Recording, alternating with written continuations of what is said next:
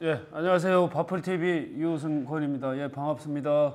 예, 오늘은 갑자기 제가 유튜브를 준비했어요. 하루에 한두 번씩은 꼭 모짜리가 망가져갖고 다시 또 해야 된다. 또 아니면 이거 살리는 방법 없느냐.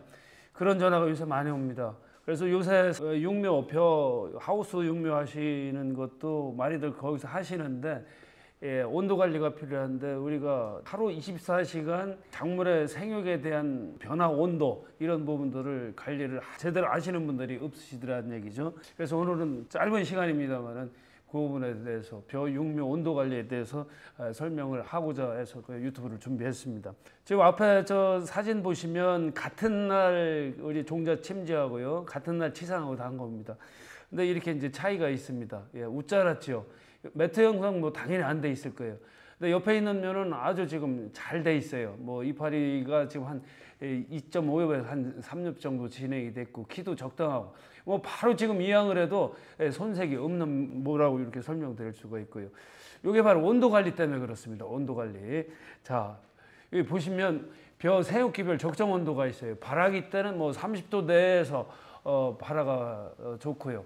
그 다음에 최고 온도 45도 이상 넘어가면 안 되죠. 오히려 이제 발화가 억제가 되고, 또 최저 온도도 역시 또 뭐 10도, 11도, 12도 되면 또 발화가 안 된다라고 설명드릴 수 있고, 발화기 때 이제 적정 온도는 뭐 30도에서 32도 정도가 최고로 좋다라고 설명드릴 수가 있고, 출하하고 그 다음에 임모하고 할 때 온도도 약 한 25도에서 30도입니다.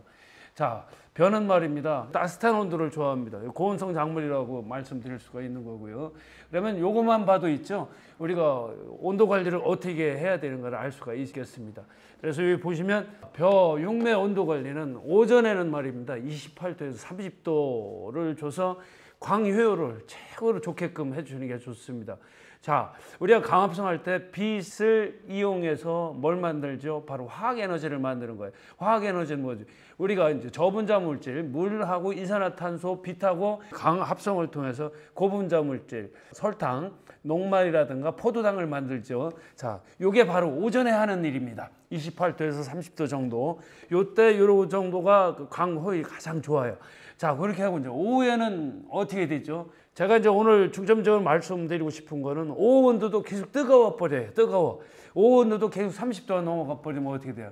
강합성은 더 이상 증가되지 않고 있죠.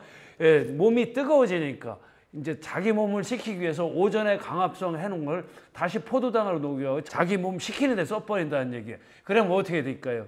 이파리가 시커먼 진녹색인 그런 상태가 아니고 누런한 이제 그런 이제 상태를 만들 수가 있는 거죠. 자, 그렇습니다. 그래서 오후 온도는 22도에서 26도 정도.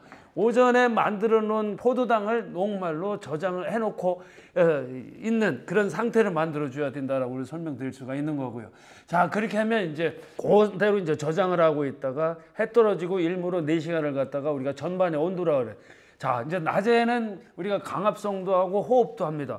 그래서 강합성은 생산대사라고 말씀드릴 수가 있고, 오후도 계속 온도가 높으면 광호흡이 발생이 되죠. 광호흡이 발생이 되면 어떻게 될까요? 예, 이제 자기 몸에 있는 거를 이제 몸 식히는데 이제 써버리는 거죠. 낮에는 강합성도 하고 호흡도 합니다만은 밤에는 빛이 없으니까 호흡만 해요.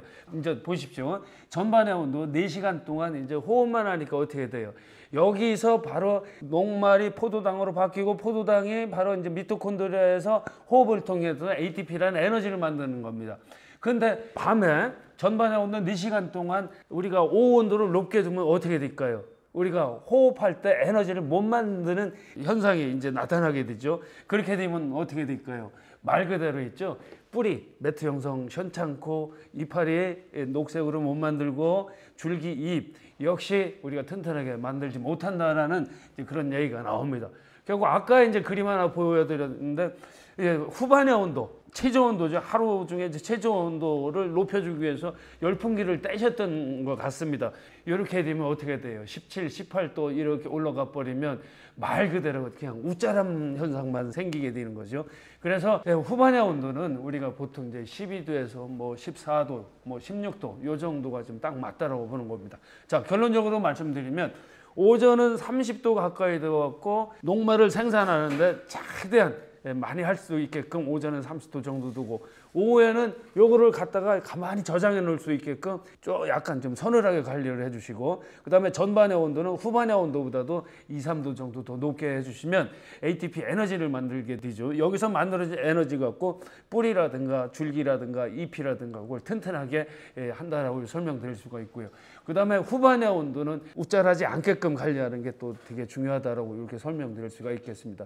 그래서 벼 육묘에서 요새 이제 일기가 원체 들쑥날쑥합니다. 일교차가 크고, 그래서 이런 이제 온도 관리를 참고해서 육묘 관리를 잘 하시면 역시 이 농사 짓는 데 있어 갖고 많은 도움이 되지 않을까라고 봅니다. 그래서 오전은 생산돼서 오후는 정지돼서 해 떨어지고 11시까지는 다시 생산돼서 11시서부터 동틀 때까지는 다시 정지돼서라고 보시면 됩니다. 그래서 모든 식물은 하루에 2번 일하고 2번 쉰다라고 이런 우리가 생각을 갖고서 육묘 관리도 하시면 육묘 잘 하시고, 그 다음에 이양에서부터 분열경 발달이 되고 분열도 속도를 낼 수 있는 그런 방법이 아닌가라고 생각합니다.